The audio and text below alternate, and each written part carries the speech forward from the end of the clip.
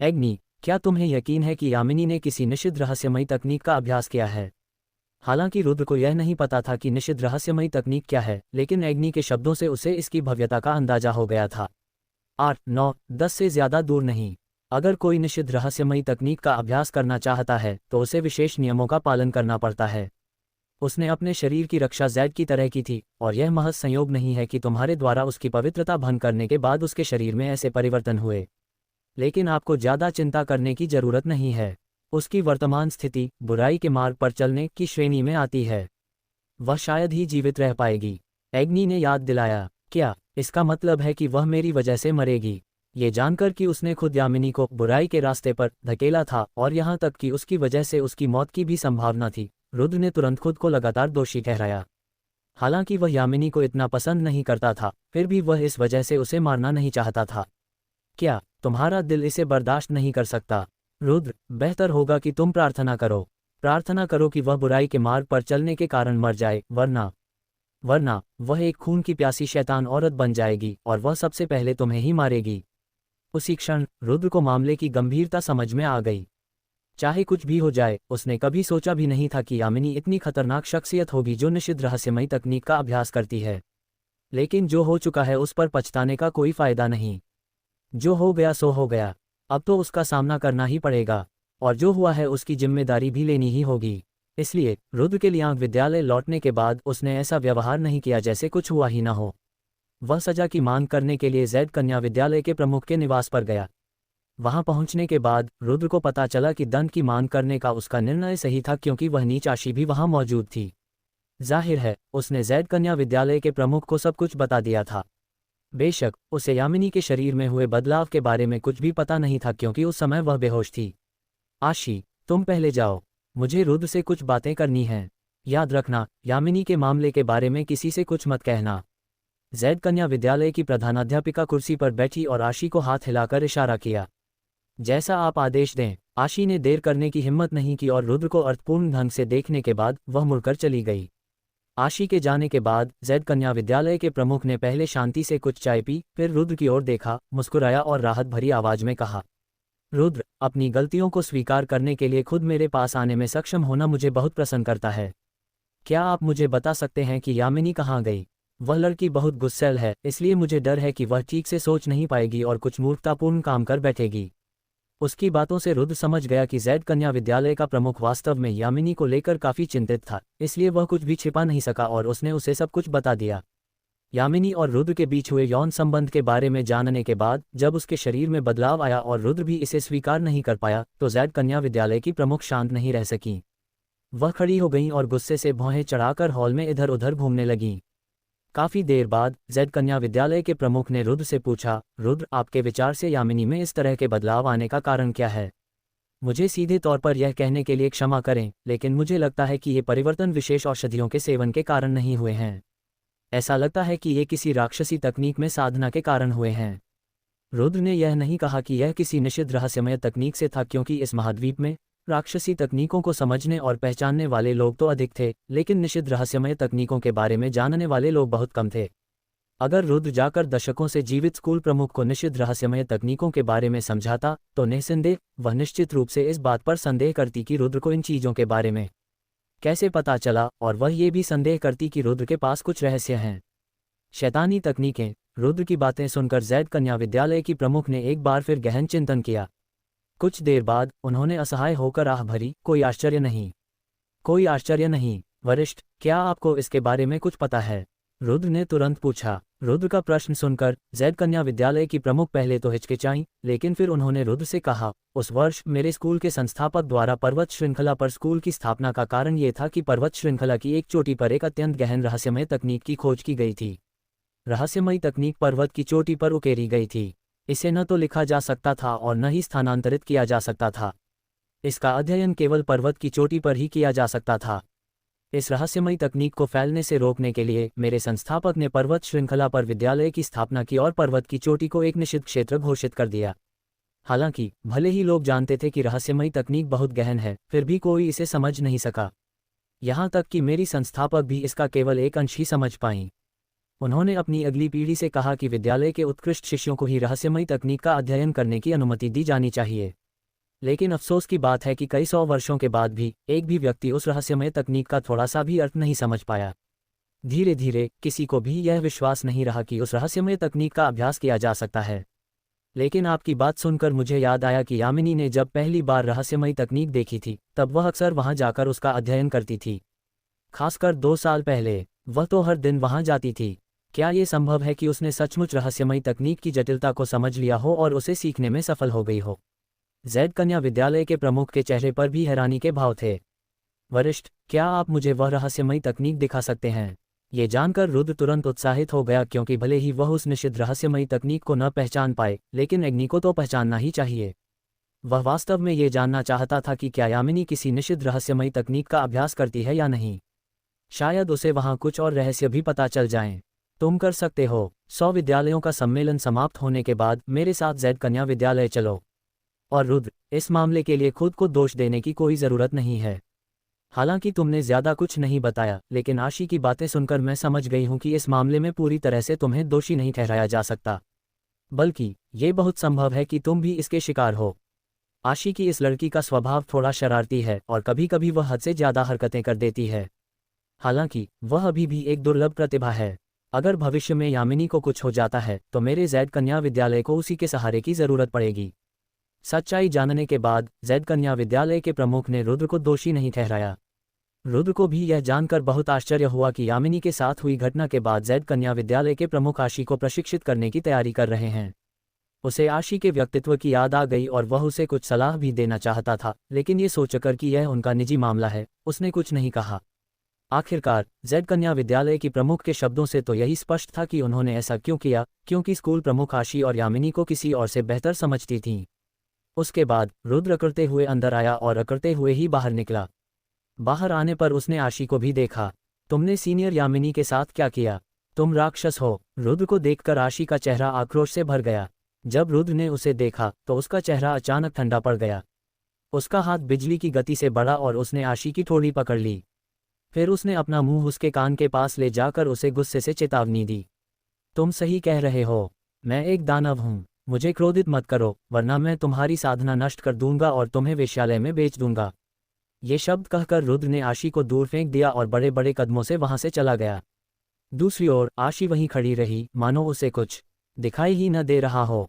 उस क्षण उसके चेहरे पर पसीना आ गया और उसकी आंखों में भय भर गया, क्योंकि वह समझ गई थी कि रुद्र ने मजाक में कुछ शब्द नहीं कहे थे।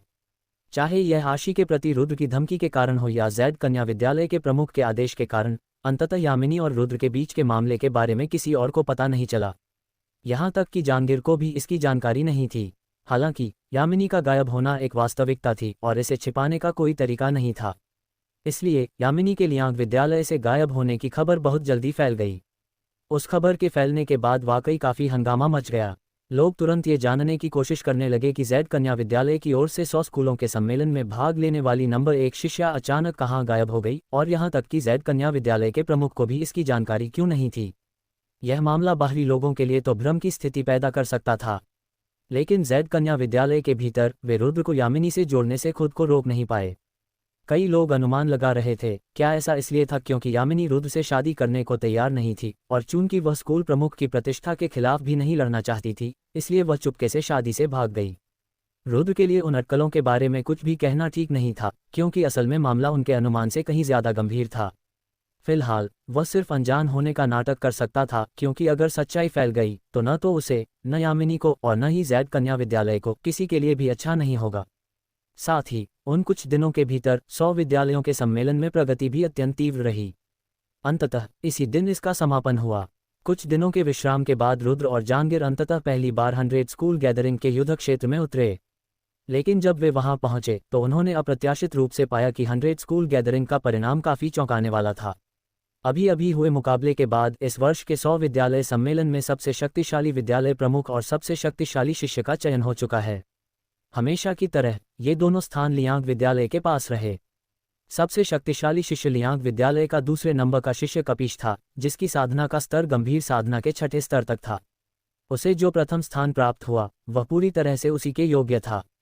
हालांकि वह लियांग विद्यालय में केवल दूसरे नंबर पर था, लेकिन दिग्विजय अवस्थी के अलावा पूरे एजियोर प्रांत में वास्तव में कोई अन्य शिष्य नहीं था जो उसे हरा सके। लेकिन सबसे मजबूत शिष्य की तुलना में सबसे मजबूत विद्यालय प्रमुख का होना थोड़ा अप्रत्याशित था। ये जानकर आश्चर्य होता है कि लियांग विद्यालय के प्रमुख ने इस वर्ष के सबसे शक्तिशाली स्कूल प्रमुख के खिताब के लिए हुए मुकाबले में भाग तक नहीं लिया। यहाँ तक कि वरिष्ठों ने भी इसमें भाग नहीं लिया, और जिसने भाग लिया वह लियांग विद्यालय के नंबर 1 शिष्य दिग्विजय अवस्थी थे। उसी क्षण दिग्विजय अवस्थी को सबसे मजबूत स्कूल प्रमुख के लिए मुकाबले के मैदान में खड़ा देखकर रुद्र और जहांगीर को पता चल गया कि दिग्विजय अवस्थी ने वास्तव में युवा पीढ़ी से होने के नाते विभिन्न स्कूल प्रमुखों को हरा दिया है और इस प्रकार इस वर्ष का सबसे मजबूत स्कूल प्रमुख बन गया है। इससे न केवल उनकी शक्ति सिद्ध हुई, बल्कि लियांग विद्यालय की अपार शक्ति भी साबित हुई। इतनी शक्तिशाली कि उन्हें स्कूल प्रमुख या वरिष्ठों को भेजने की भी आवश्यकता नहीं पड़ी। केवल एक शिष्य के दम पर ही वे अन्य सभी स्कूलों को पराजित करने में सक्षम थे। देखो, क्या ये दोनों एजियोर ड्रैगन के निकम्मे लोग नहीं हैं? उन्होंने वाकई बाहर आने की हिम्मत दिखाए। मुझे तो ये भी लगा कि इतने दिनों तक गायब रहने के बाद वे बिना कुछ छोड़े ही भाग गए होंगे। आज उन्हें दिग्विजय अवस्थी और कपीश को चुनौती देनी ही होगी। अगर वे ऐसा नहीं करते हैं तो उन्हें भयंकर गालियां सुननी पड़ेंगी। बकुल सही, उन्होंने चिराग के साथ अच्छे संबंधों के दम पर यह विशेष पद हासिल किया था, लेकिन अब देखें तो चिराग ने उनकी मदद नहीं की बल्कि उन्हें नुकसान पहुंचाया। रुद्र और जहांगीर के प्रकट होते ही अनगिनत तिरस्कार भरी निगाहें उनकी ओर आकर्षित हो गईं। लगभग सभी स्कूलों के छात्र उन्हें घृणा की दृष्टि से देख रहे थे और उनके मजाक का पात्र बनने का इंतजार कर रहे थे, क्योंकि अगर रुद्र और जहांगीर उन्हें चुनौती देने का मौका छोड़ देते तो ये दिग्विजय अवस्थी और कपीश से डरने और खुद ये स्वीकार करने के बराबर होता कि वे विशेष पद के लिए योग्य नहीं हैं। लेकिन अगर उन्होंने चुनौती देने का फैसला किया तो परिणाम निश्चित रूप से हार ही होता। रुद्र और लियांग विद्यालय के दूसरे नंबर के शिष्य कपीश की ताकत में अंतर को छोड़ दें, क्योंकि कपीश के लिए जीतना नामुमकिन था। यहाँ तक कि जहांगीर, जो दिग्विजय अवस्थी के समान ही गंभीर साधना के 8वें स्तर पर था, उसे भी कमतर आंका जाता था, क्योंकि दिग्विजय अवस्थी का अंत तक टिके रहना न केवल गंभीर साधना के 8वें स्तर के स्कूल प्रमुखों को हराना था, बल्कि 9वें स्तर के स्कूल प्रमुखों को भी हराना था। दिग्विजय अवस्थी को विभिन्न स्कूल प्रमुखों को उत्तम शारीरिक मुद्रा में हराते हुए स्वयं देखने और दिग्विजय अवस्थी की मजबूत ताकत से पहले ही आश्वस्त हो जाने के बाद वे स्वाभाविक रूप से यह विश्वास नहीं करेंगे कि तुच्छ जहांगीर दिग्विजय अवस्थी को हराने में सक्षम होगा। विद्यालय प्रमुख जहांगीर, 100 विद्यालयों की सभा के नियमों के अनुसार आपको और रुद्र को क्रमशः दिग्विजय अवस्थी और कपीश को चुनौती देने का अधिकार है। जब तक तुम दिग्विजय अवस्थी को हरा देते हो, सबसे शक्तिशाली स्कूल प्रमुख का खिताब तुम्हारा होगा। स्वाभाविक रूप से तुम्हारे एजियोर ड्रैगन का नाम पूरे एजियोर प्रांत में फैल जाएगा। लेकिन मुझे आश्चर्य है कि तुम चुनौती स्वीकार करोगे या हार मान लोगे। लियांग विद्यालय के प्रमुख यशवंत यादव ने मुस्कुराते हुए जहांगीर को घूर कर देखा। चूंकि स्कूल प्रमुख यशवंत यादव ने इस वर्ष के 100 स्कूलों के सम्मेलन में भाग नहीं लिया है, इसलिए भले ही मुझे सबसे मजबूत स्कूल प्रमुख का खिताब मिल जाए, ये केवल एक खोखला खिताब होगा। लेकिन एक वरिष्ठ होने के नाते मैं किसी कनिष्ठ से डर नहीं सकता, है ना? आखिरकार मेरा मानना है कि सबसे शक्तिशाली विद्यालय प्रमुख का पद विद्यालय प्रमुख को ही मिलना चाहिए। किसी शिष्य को ये पद मिलना अच्छा नहीं है। तो मैं जहांगीर चुनौती देना चुनता हूँ। वूश बोलने के बाद जहांगीर ने छलांग लगाई और मुख्य मंच से नीचे कूदकर उस युद्ध क्षेत्र में पहुंच गए जहां दिग्विजय अवस्थी मौजूद थे। क्या जहांगीर वाकई इस चुनौती को स्वीकार करने जा रहा है? उस क्षण जो लोग मूल रूप से जहांगीर को हंसी का पात्र बनते देखना चाहते थे, वे सभी चौंक गए। विशेषकर दिग्विजय अवस्थी से पराजित हुए विद्यालय प्रमुख। उनके चेहरे बदल गए और उनके भाव जटिल हो गए। इसका कारण केवल जहांगीर के कहे शब्द हैं। एक विद्यालय प्रमुख को सबसे शक्तिशाली विद्यालय प्रमुख की प्रतियोगिता में भाग लेना चाहिए। अगर वे किसी शिष्य को ऐसा करने की अनुमति देते हैं तो मर्यादा कहाँ चली जाती है? लियांग विद्यालय की हरकतें सभी विद्यालयों और विद्यालय प्रमुखों की प्रतिष्ठा को ठेस पहुंचा रही थी, और जहांगीर की वर्तमान कार्रवाई विद्यालय प्रमुखों की प्रतिष्ठा को कुछ हद तक बहाल करने का प्रयास थी। स्कूल प्रमुख जहांगीर, मुक्कों और लातों में आंखें नहीं होती, इसलिए अगर मैं आपको चोट पहुंचाऊं तो कृपया मुझे माफ कर दीजिएगा। दिग्विजय अवस्थी मंच पर पीठ पीछे हाथ बांधकर खड़ा था। उसने घमंड और अभिमान से जहांगीर की ओर मुस्कुराया, लेकिन उसका व्यवहार बिल्कुल भी कनिष्ठ जैसा नहीं था। ये साफ दिख रहा था कि वह जहांगीर को जरा भी महत्व नहीं देता था। वरिष्ठ की तो बात ही छोड़िए, मुंके और लातों की आंखें सचमुच नहीं होती, इसलिए अगर मैं तुम्हें चोट पहुंचाऊं तो मुझसे बदला मत लेना। जहांगीर ने पहले तो बेपरवाही से मुस्कुराया, फिर तुरंत ही उसका चेहरा गुस्से से भर गया। उसके पैरों के नीचे एक तेज आंधी सी दौड़ी और उसका पूरा शरीर प्रकाश की एक पंक्ति में बदल गया और वह तेजी से आगे बढ़ा। उसकी गति इतनी तेज थी कि उसके असली शरीर को पकड़ना भी नामुमकिन था। बस उसके पीछे छूटी धुंधली आकृति ही दिखाई दे रही थी। यह एक गंभीर छठे स्तर की शारीरिक मार्शल कला थी। हालांकि एजियो ड्रैगन के शिष्यों ने अभी तक इसका अभ्यास नहीं किया था, लेकिन मार्शल कलाओं की देखरेख करने वाले जहांगीर ने इसे पहले ही गहराई से समझ लिया था और वह इसे अत्यंत शुद्धता के स्तर तक स्पष्ट रूप से जानते थे। वूश वूश वूश, जहांगीर के कई शरीर एक पंक्ति में समाहित हो गए और एक लंबे मानव ड्रैगन में तब्दील होकर दिग्विजय अवस्थी को घेर लिया और उसके चारों ओर तेजी से घूमने लगे। उसकी शक्ति सचमुच बेहद भयानक थी। जहांगीर ने वाकई इतनी गहन तकनीक हासिल कर ली है। क्या एजियो ड्रैगन पहले एक घटिया स्कूल नहीं था? ये कैसे संभव है कि उसके पास इतनी शक्तिशाली मार्शल कला है? शानदार! इसमें कोई हैरानी नहीं कि वह इतना प्रभावशाली व्यक्तित्व है। लगता है जहांगीर ने अपनी क्षमताओं को बहुत गहराई से छिपा रखा था। जहांगीर द्वारा प्रदर्शित शारीरिक मार्शल कौशल ने सभी को चकित कर दिया। सबकी आंखें चमक उठी और उन्हें लगा कि उन्होंने जहांगीर को थोड़ा कम आंका था। हालांकि आसपास के लोगों की तुलना में दिग्विजय अवस्थी वहीं खड़ा रहा, मानो उसका इन सब बातों से कोई लेना देना ही न हो। उसने जहांगीर की ओर देखा तक नहीं और उसके होठों के कोने पर तिरस्कार भरी मुस्कान थी। जहांगीर साहब, दिखावा करना बंद करो और जल्दी से हमला करो। अगर आज तुम मुझे छू भी पाए तो तुम जीत जाओगे। दिग्विजय अवस्थी ने तिरस्कार भरी मुस्कान के साथ कहा। कितना घमंडी बच्चा है, आज मैं तुझे अपने एजियो ड्रैगन की विधियां दिखाऊंगा, जहांगीर ने ठंडे स्वर में कहा। अचानक वह मायावी आकृतियों की परतों से घिरी प्रकाश की एक पंक्ति में बदल गया और उसने दिग्विजय अवस्थी पर हमला कर दिया। फुहार, लेकिन जैसे ही जहांगीर दिग्विजय अवस्थी को छूने ही वाला था, उसका शरीर थोड़ा सा एक तरफ झुक गया और जहांगीर के हमले को आसानी से चकमा दे दिया गया। काफी तेज नहीं, जल्दी आओ। हमले से बचते हुए दिग्विजय अवस्थी ने मुस्कुराते हुए व्यंग्यपूर्ण लहजे में कहा। दिग्विजय अवस्थी द्वारा ताने मारे जाने के बावजूद जहांगीर की गति वास्तव में और तेज होती चली गई। उसके आक्रमण करने के तरीके भी और अधिक चालाकी भरे होते गए। इतना कि गंभीर विद्या के 8वें स्तर के सभी विशेषज्ञ उसकी प्रशंसा करते हुए वाहवाही करने लगे। उन्होंने कभी सोचा भी नहीं था कि जहांगीर, जो आमतौर पर कोई असाधारण प्रदर्शन नहीं करते थे, अपनी क्षमताओं का प्रदर्शन करके सबको चौंका देंगे। जहांगीर की युद्ध शक्ति को देखते हुए शायद वे भी उन्हें हरा नहीं पाएंगे। एजियो ड्रैगन के प्रमुख ने सचमुच उन्हें दहला दिया। ये ठीक नहीं है, ये काफी नहीं है। दिग्विजय अवस्थी अपनी पूरी ताकत का इस्तेमाल भी नहीं कर रहा है। लेकिन गंभीर विद्या के 9वें स्तर की शक्ति रखने वाले दोनों विद्यालय प्रमुखों ने असहाय होकर अपना सिर हिलाया, क्योंकि दिग्विजय अवस्थी से पराजित होने के बाद वे अच्छी तरह जानते थे कि दिग्विजय अवस्थी की शक्ति अथाह है। उनके पास दिग्विजय अवस्थी को हराने का कोई उपाय नहीं था। जहांगीर को हराना तो दूर की बात थी।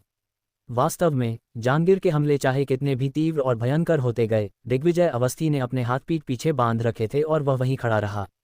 जहांगीर के हर हमले को वह आसानी से चकमा दे देता था।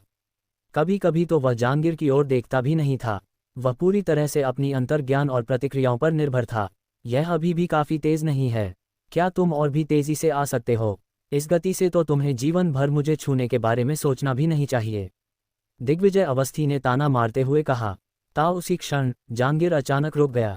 उसका शरीर अंततः सबके सामने प्रकट हुआ। हालांकि उसका चेहरा कुछ पीला पड़ गया था और वह लंबी लंबी सांसें ले रहा था, जिससे पसीने की बड़ी बड़ी बूंदें टपक रही थीं। ये स्पष्ट था कि यद्यपि उसने पहले शारीरिक युद्ध कौशल का अद्भुत प्रदर्शन किया था, फिर भी उसने काफी शक्ति बर्बाद कर दी थी। लेकिन फिर भी जहांगीर पीछे हटने के जरा भी आसार नहीं दिखा रहा था, बल्कि उसकी निगाहों में दृढ़ संकल्प और दृढ़ता झलक रही थी। और उसने दिग्विजय अवस्थी से कहा, तुम्हें लगता है कि मैं तुम्हें छू नहीं सकता? अभी मैं तुम्हें दिखाऊंगा कि मैं तुम्हें छू सकता हूं या नहीं। अचानक जहांगीर ने अपनी दोनों भुजाएं फैला दी और उसके शरीर से असीम गंभीर शक्ति का विस्फोट हुआ। ये हवा में उठी, फैली और उसके बाद गंभीर शक्ति तेजी से संघनित हुई और देखते ही देखते अनगिनत ठंडी चमक वाली तलवारें प्रकट हो गईं। तेज तलवारों की संख्या बढ़ती जा रही थी और वे धीरे धीरे जहांगीर के चारों ओर तैरने लगीं। मोटे अनुमान के अनुसार गंभीर शक्ति से निर्मित तलवारों की संख्या कम से कम कई दसियों हजार थी। हर एक तलवार किसी जंगली जानवर की तरह थी जो अपनी शक्ति समेटकर हमले के लिए तैयार हो रही हो। वे हवा में कांपती रहीं, मानो वे खून की प्यास को सहन न कर पा रही हों। 10,000 तलवारें संप्रदाय में लौट आईं। अचानक जहांगीर ने अपनी दोनों भुजाएं फैला दीं और उसकी हथेलियां तलवारों की तरह दिग्विजय अवस्थी की ओर इशारा करने लगीं। उसके चारों ओर मंडरा रही हजारों तेज तलवारें प्रकाश की कई दसियों हजार पंक्तियों में बदल गईं। उल्कापिंडों की वर्षा की तरह वे दिग्विजय अवस्थी की ओर उड़ गईं। ओहो हो, अब तुम अपनी असली ताकत दिखा रहे हो, लेकिन अफसोस, यह अभी भी बेकार है। दिग्विजय अवस्थी ने हल्की सी मुस्कान बिखेरी और उसके बाद उसका शरीर एक पल में ही धुंधला हो गया, क्योंकि वह हजारों तलवारों के बीच तेजी से इधर उधर घूमने लगा। वूश वूश वूश तलवारें जहांगीर की उंगली की हरकत का अनुसरण करती थीं। अगर वह अपनी दोनों उंगलियों से उस ओर इशारा करता तो हजारों तलवारें उस ओर दौड़ पड़तीं। जैसे जैसे वे उसकी उंगलियों का अनुसरण करती गईं, वे असीम गंभीर शक्ति के एक घेरे में तब्दील हो गईं जिसने दिग्विजय अवस्थी को घेर लिया। लेकिन फिर भी यह बेकार था। दिग्विजय अवस्थी की शारीरिक क्षमताएं बहुत ही विचित्र थीं। वह न केवल हजारों तलवारों से बच गया, बल्कि एक भी तलवार उसके शरीर को छू नहीं पाई। उस दृश्य को देखकर सभी ने प्रशंसा से आह भरी। वे अपनी आंखों के सामने के दृश्य से स्तब्ध रह गए थे। जहांगीर जिस मार्शल कौशल का उपयोग कर रहा था वह छठे दर्जे का था, और छठे दर्जे के मार्शल कौशलों में भी यह सर्वोच्च श्रेणी का था। जहांगीर ने इसका इतनी कुशलता से उपयोग किया था कि उससे अत्यंत भयावह शक्ति का प्रदर्शन हुआ। हालांकि ऐसी युद्ध कला भी दिग्विजय अवस्थी को छू नहीं पाए। इससे दिग्विजय अवस्थी की असाधारण शक्ति का पता चलता है। जहांगीर के समान ही कौशल रखने वाला वह युवक जो गंभीर साधना के 8वें स्तर पर था, जहांगीर से भी अधिक शक्तिशाली था। झटके से अचानक हजारों तलवारों के बीच से एक धुंधली सी आकृति निकली और एक प्रकाश की तरह सीधे जहांगीर की ओर बढ़ी। बकवास, ये देखकर रुद्र ने मन ही मन कोसते हुए उस धुंधलेपन में हत्या का भाव महसूस किया। लेकिन इससे पहले कि वह उसकी मदद के लिए आगे बढ़ पाता, उस पर इतना जबरदस्त दबाव पड़ा कि वह हिल भी नहीं सका। युवक, जब दूसरे लड़ रहे हों तो तुम्हें दखल नहीं देना चाहिए। ये सबसे बुनियादी नियम है। तुम्हें समझ आ गया होगा ना? लियांग विद्यालय के प्रमुख यशवंत यादव ने सिर घुमाकर रुद्र की ओर देखा और मुस्कुराते हुए उसे देखा। रुद्र के शरीर से एक अजीब सा दबाव महसूस हो रहा था। ये व्यक्ति सचमुच स्वर्गलोक में प्रवेश कर गया। रुद्र ने अपनी भौहें कसकर सिकोड़ ली क्योंकि वह उस दबाव का सामना नहीं कर पा रहा था।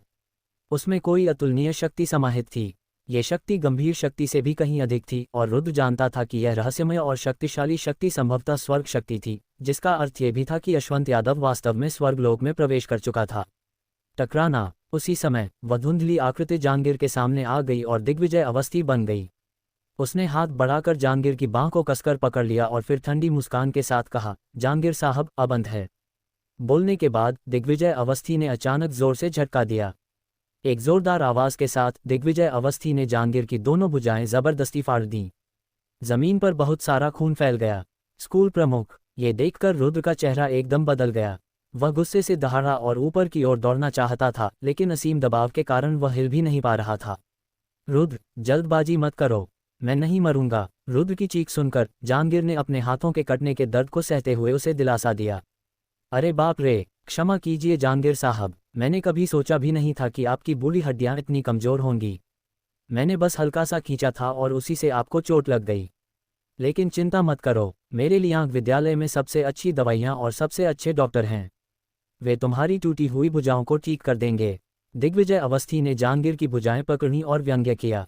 वूश। ठीक उसी समय जैद कन्या विद्यालय की प्रमुख युद्ध क्षेत्र में दौड़ पड़ी।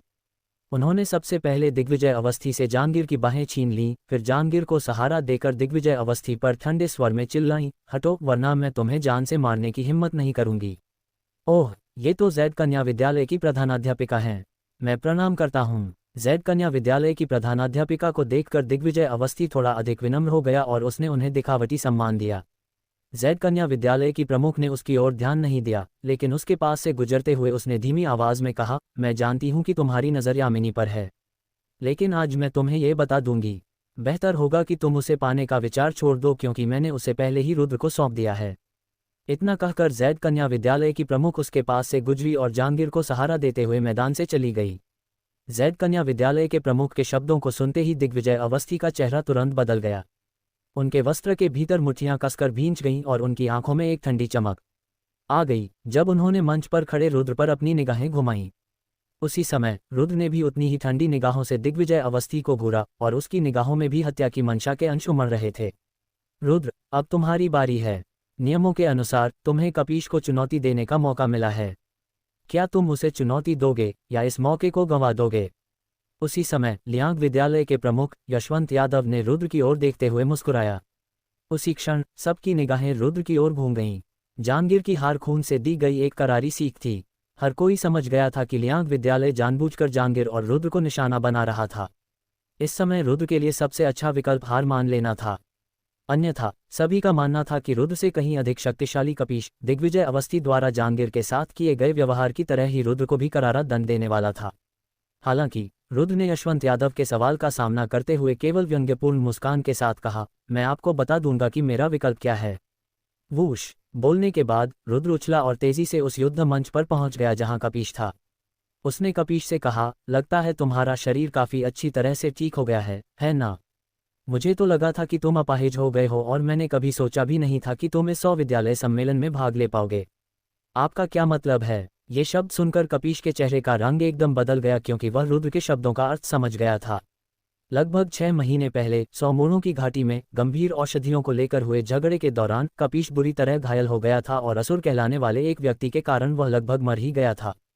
हालांकि लियांग विद्यालय के विशाल संसाधनों के कारण उसका वर्तमान शरीर पहले ही प्राप्त हो चुका था, लेकिन उस दिन जो कुछ हुआ था वह उसके दिल में हमेशा के लिए दर्द बनकर रह गया था। यह एक ऐसा कलंक था जिसे मिटाया नहीं जा सकता था और असुर नामक उस व्यक्ति ने उसके दिल में एक अमिट छाप छोड़ दी थी। रुद्र ने कपीश के सवाल का कोई जवाब नहीं दिया। उसने बस ठंडी मुस्कान के साथ कहा, कोई बड़ी बात नहीं है। मैं बस इतना कहना चाहता हूं कि अपंग होने के लिए खुद को तैयार कर लो। बकवास। 9वें स्तर की साधना के साथ तुम मुझे अपाहिज करना चाहते हो?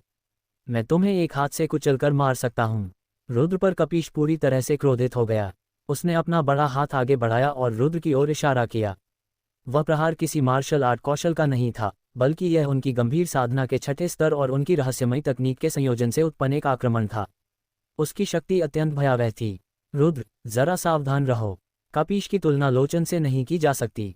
वह सचमुच एक प्रतिभाशाली योद्धा है, इसलिए लापरवाही मत बरतो क्योंकि तुम उससे लड़ने के लिए केवल अपनी साधना का प्रयोग कर रहे हो। उसी क्षण एग्नी ने गंभीरता से याद दिलाया, जब मैंने तुमसे शक्ति उधार ली थी तब मैं उसे बुरी तरह पीट सकता था। अभी भी मैं उसे उतनी ही आसानी से पीट सकता हूँ।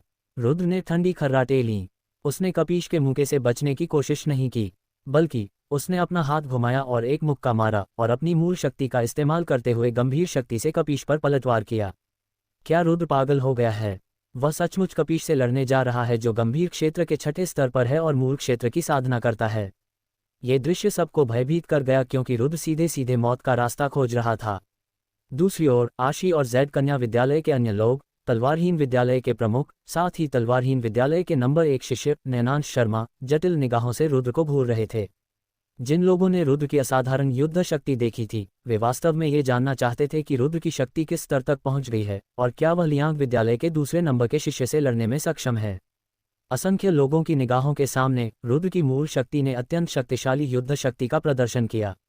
यह न केवल नष्ट नहीं हुई, बल्कि भीड़ के सामने ही इसने कपीश की शक्ति को उसकी मुट्ठी से छीन लिया।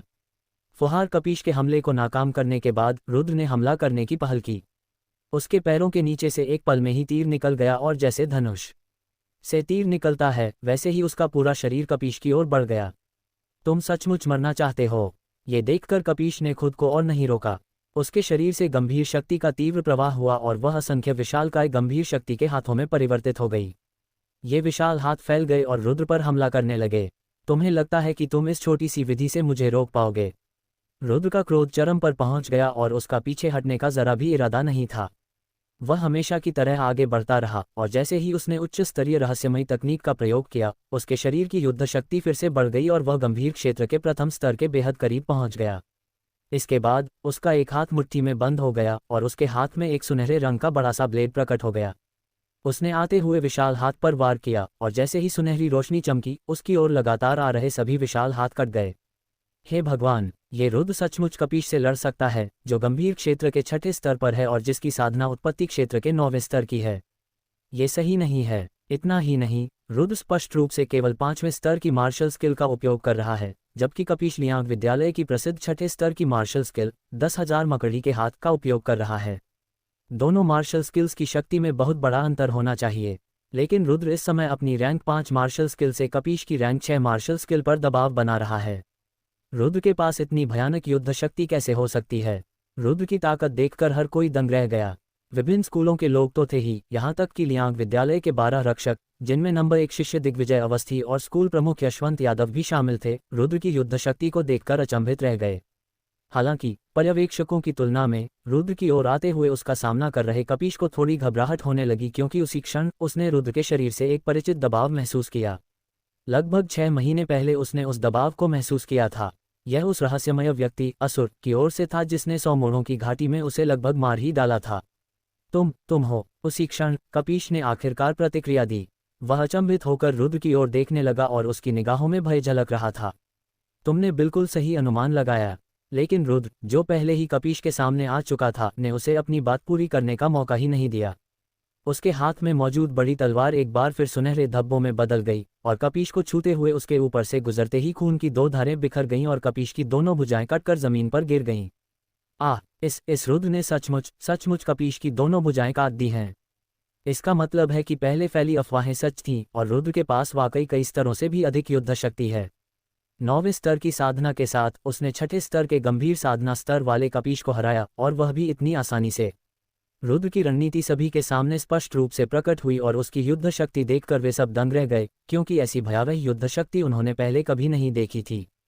इससे उन्हें उसी क्षण अविश्वास का अनुभव हुआ और वे ये भी संदेह करने लगे कि क्या ये सब सच है या नहीं। लेकिन भीड़ के आश्चर्य की तुलना में लियांग विद्यालय के लोगों का क्रोध आसमान छू रहा था और उन्होंने रुद्र की ओर इशारा करते हुए गुस्से से उसे फटकारा। रुद्र, ये तो हद है। ये तो बस एक छोटी सी लड़ाई है, फिर भी तुम इतने जहरीले हमले कर रहे हो। तुम्हें अपने कर्मों का फल भुगतना पड़ेगा। उनके बोलते ही लियांग विद्यालय के शिष्य और वरिष्ठ एक साथ उठ खड़े हुए और उस मंच को घेर लिया जहां रुद्र और कपीश लड़ रहे थे। लियांग विद्यालय के लोगों को क्रोधित देखकर जो लोग लियांग विद्यालय से नहीं थे वे भयभीत हो गए और वे रुद्र को दया भरी निगाहों से देखने से खुद को रोक नहीं पाए, क्योंकि एजोर प्रांत में तेजस राजकुमार के महल के अलावा लियांग विद्यालय का ही दबदबा था। जब रुद्र ने कपीश के साथ ऐसा बर्ताव किया तो उसने न केवल कपीश को नुकसान पहुंचाया बल्कि लियांग विद्यालय की प्रतिष्ठा को भी ठेस पहुंचाई। जाहिर है वे उसे इतनी आसानी से नहीं छोड़ेंगे, इसलिए सभी को लगा कि रुद्र के लिए मुसीबत आने वाली है।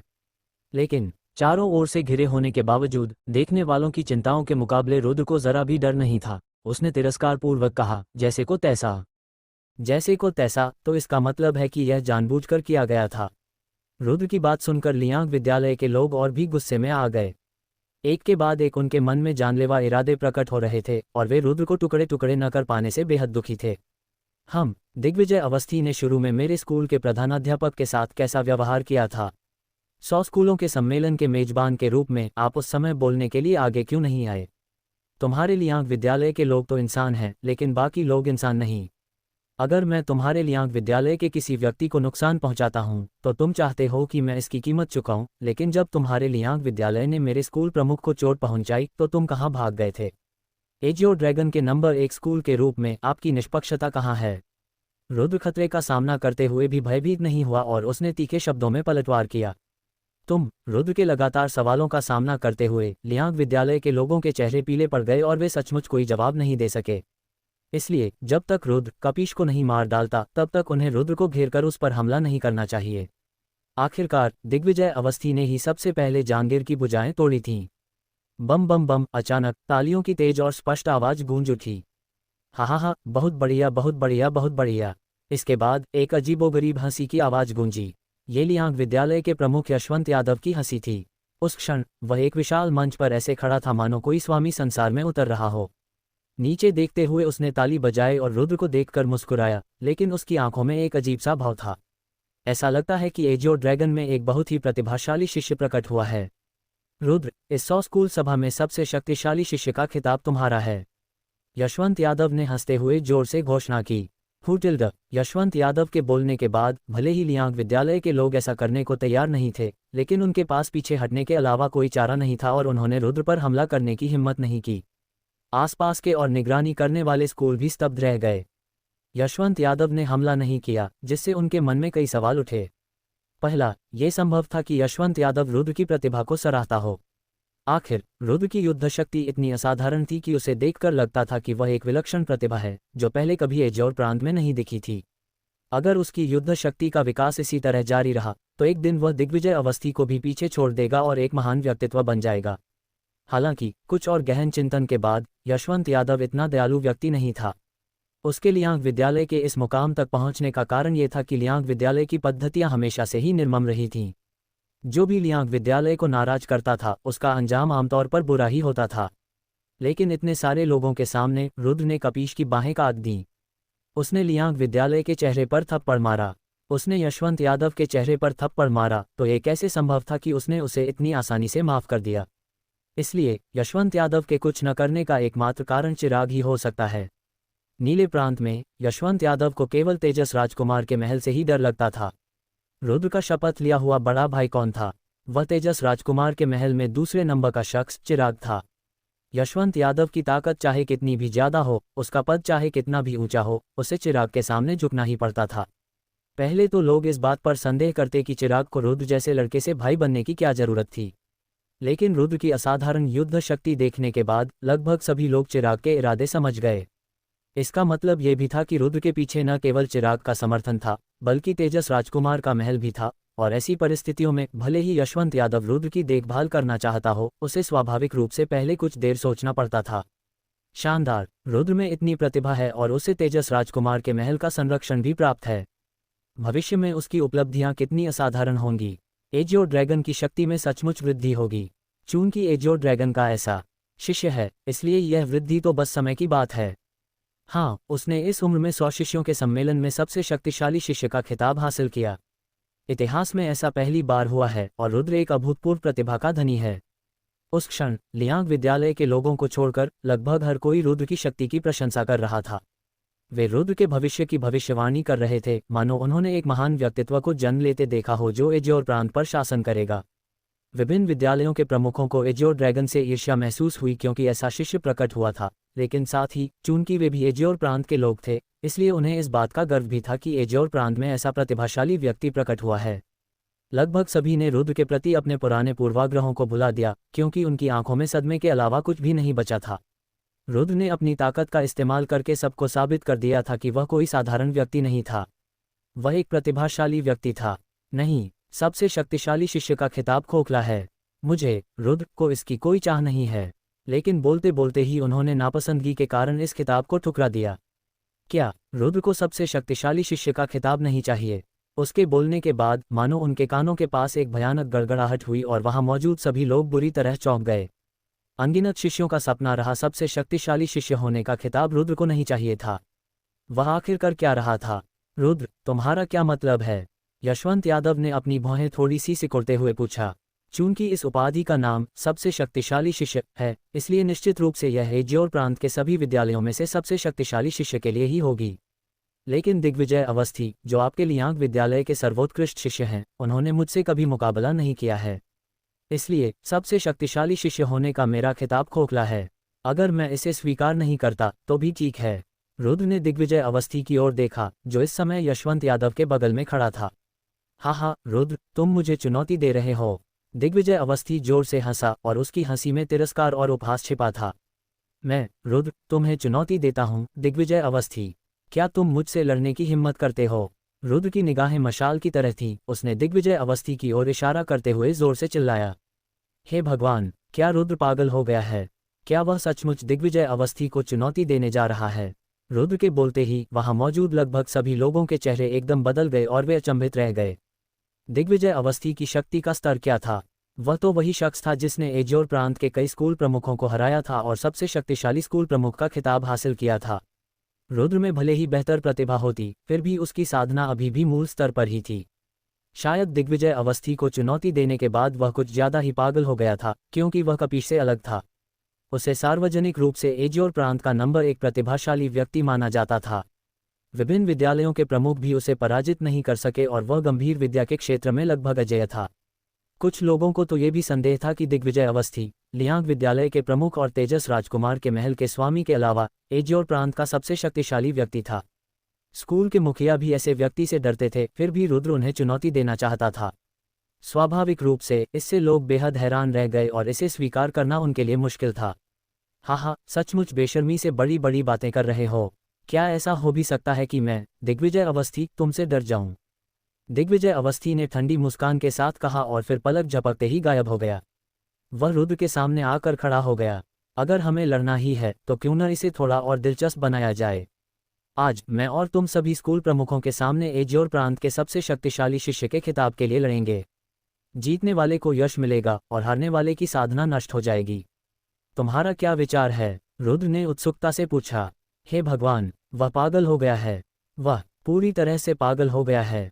उस क्षण लगभग सभी ने राहत की सांस ली और रुद्र के शब्दों से वे गहरे विचलित हो गए।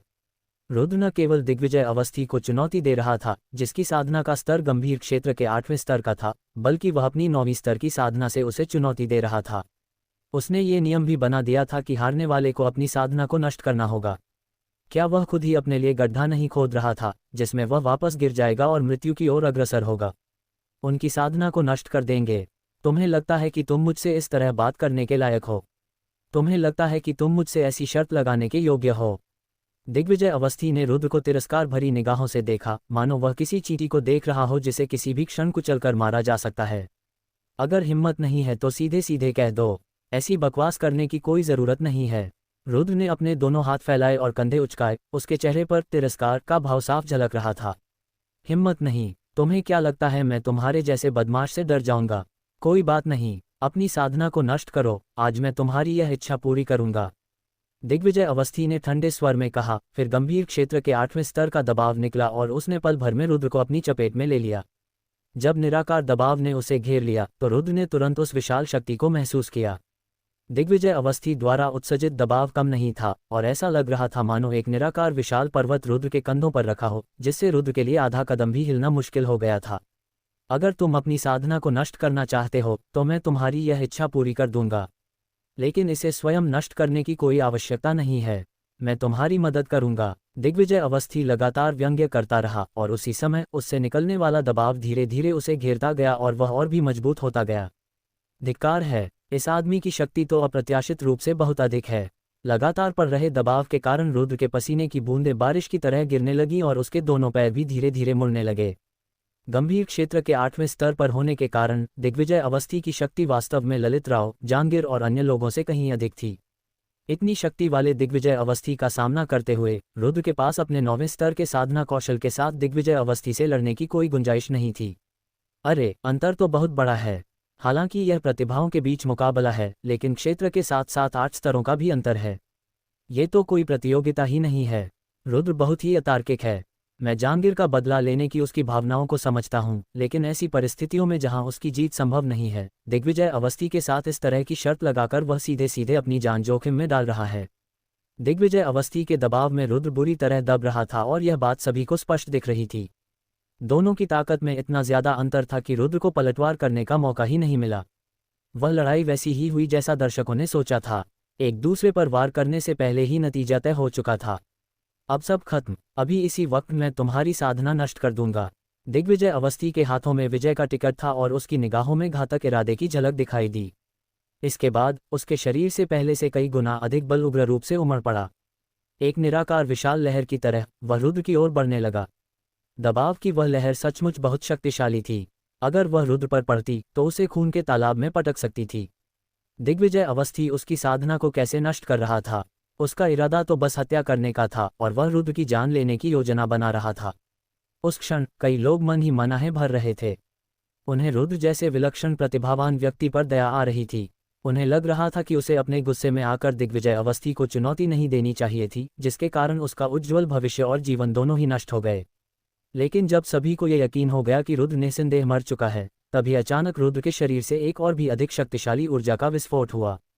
वह ऊर्जा आकाश की ओर उठी और हवा को इस कदर घेर लिया मानो वह अजेय हो। फिर उसने दिग्विजय अवस्थी के दबाव को धीरे धीरे खत्म कर दिया और उसे बहा ले गई। उस क्षण लगभग सभी के चेहरे का भाव एकदम बदल गया। उनकी निगाहें रुद्र की ओर थीं और उनमें हैरानी साफ झलक रही थी, क्योंकि इस समय रुद्र जो शक्ति उत्सर्जित कर रहा था वह अब मूल शक्ति नहीं बल्कि गंभीर शक्ति थी। रुद्र गंभीर क्षेत्र में प्रवेश कर चुका था और उसकी साधना का स्तर गंभीर क्षेत्र के 3रे स्तर तक पहुंच चुका था। क्या हुआ? रुद्र की साधना अचानक उत्पत्ति क्षेत्र के 9वें स्तर से गंभीर क्षेत्र के 3रे स्तर तक कैसे पहुंच गई? मुझे पता है, इसीलिए रुद्र ने दिग्विजय अवस्थी को इस तरह चुनौती देने की हिम्मत की। उसने शुरुआत में अपनी असली ताकत छिपा रखी होगी। 9वां मूल स्तर तो सिर्फ उसका आवरण था और 3रा गंभीर स्तर ही उसकी असली शक्ति है। जब उनका सामना रुद्र से हुआ, जिसकी आभा अचानक बदल गई, तो सच्चाई से अनजान लोगों को लगा कि रुद्र अपनी शक्ति छिपा रहा है। मात्र 16 वर्ष की आयु में रुद्र का गंभीर साधना स्तर 3रे स्तर का होना और उसकी असाधारण युद्ध शक्ति ने कई लोगों को इतना चकित कर दिया कि वे अपनी रक्षा करने में असमर्थ हो गए। एग्नि, ऐसा लगता है कि इस बार मुझे एक महान शत्रु से लड़ने के लिए तुम्हारी शक्ति फिर से उधार लेनी पड़ेगी। वर्तमान में रुद्र युद्ध के मैदान पर खड़ा था। उसके चारों ओर गंभीर शक्ति की परतें छाई हुई थीं और उसके वस्त्र प्रहारों से फट रहे थे। उसकी शक्ति पहले से कई गुना अधिक थी। यही गंभीर स्तर और मूल स्तर के बीच का अंतर था। रुद्र, लापरवाह मत बनो। दिग्विजय अवस्थी आसान नहीं है। भले ही मैं अपनी शक्ति तुम्हें दे दूं, तुम्हारी जीत निश्चित नहीं है। एग्नी ने गंभीरता से याद दिलाया। चिंता मत करो, मैं समझता हूँ।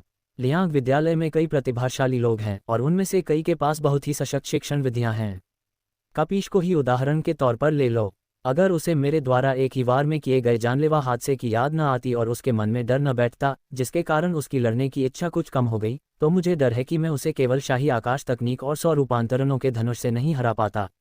दिग्विजय अवस्थी की बात करें तो चाहे उसका स्वभाव हो, उसकी युद्ध क्षमता हो या फिर उसकी रणनीति, हर मामले में वह कपीश से श्रेष्ठ है। वह एक बहुत बड़ा शत्रु है और मैं लापरवाही नहीं बरतूंगा। लेकिन चाहे कुछ भी हो जाए, मुझे उसे आज ही हराना होगा, अन्यथा मैं अपने एजियो ड्रैगन को हुए अपमान को मिटा नहीं पाऊंगा। रुद्र की अवलोकन क्षमता अत्यंत शक्तिशाली थी और जब दिग्विजय अवस्थी ने जहांगीर को आसानी से हरा दिया था, तभी से वह ये जान चुका था कि दिग्विजय अवस्थी एक ऐसा व्यक्ति है जिससे निपटना बहुत मुश्किल है। कठिनाई के स्तर की बात करें तो बैंगनी वस्त्रधारी महिला के अलावा रुद्र की पीढ़ी में उससे निपटना सबसे कठिन था, क्योंकि रुद्र को अभी भी यह नहीं पता था कि दिग्विजय अवस्थी किन अज्ञात तरीकों से लैस था या उसके पास जीवन रक्षक कौन से तुरुप के पत्ते थे। तो तुमने अपनी साधना को छुपाया है ना? इसीलिए तो तुमने मुझसे इतने घमंड से बात करने की हिम्मत की। लेकिन ये तो गंभीर साधना का केवल तीसरा स्तर है। तुम्हें लगता है कि तुम इस साधना से मुझे हरा सकते हो? कहीं तुम कुछ ज्यादा ही आत्मविश्वास में तो नहीं हो? दिग्विजय अवस्थी का चेहरा बाकी लोगों की तुलना में शांत था। रुद्र की साधना में हुई इस जबरदस्त वृद्धि से वह बिल्कुल भी हैरान नहीं था, बल्कि उसकी आंखों में युद्ध की भावना और भी प्रबल हो गई थी। जो अत्यात्मविश्वासी होगा, उसकी पोल तुरंत खुल जाएगी। रुद्र ने छलांग लगाई और प्रकाश की एक पंक्ति में बदल गया। पलक झपकते ही वह दिग्विजय अवस्थी की ओर दौड़ा और उसके सामने आ पहुंचा। उसी समय रुद्र के हाथों में 2 सुनहरे रंग के बड़े बड़े ब्लेड थे, जिनसे उसने दिग्विजय अवस्थी की दोनों भुजाओं पर वार किया। तुम्हें तो मर जाना चाहिए। क्या तुम जैसे बदतमीज बच्चे मुझे नीचा दिखा रहे हो? लगता है तुम्हें भी मेरे कुछ तरीके आजमाने की जरूरत है। दिग्विजय अवस्थी ने ठंडी सांस ली। बिना रुके या बचाव किए उसने अपना हाथ घुमाया और रुद्र की ओर एक मुक्का मारा। उस मुक्के में अत्यधिक शक्ति और गति थी। वह पहाड़ की चोटी को भी भेद सकता था। वूश! लेकिन रुद्र के पैरों के नीचे एक चमक दिखाई दी और उसकी गति कई गुना बढ़ गई। पल भर में वह पूरी तरह से गायब हो गया। उसने न केवल दिग्विजय अवस्थी के हमले को चकमा दिया, बल्कि वह दिग्विजय अवस्थी को भी पीछे छोड़ते हुए उसके पीछे पहुंच गया। उसी समय उसके हाथों में मौजूद बड़ी तलवारें 2 सुनहरी चमक में बदल गईं और दिग्विजय अवस्थी की पीठ पर वार करते हुए नीचे गिरीं।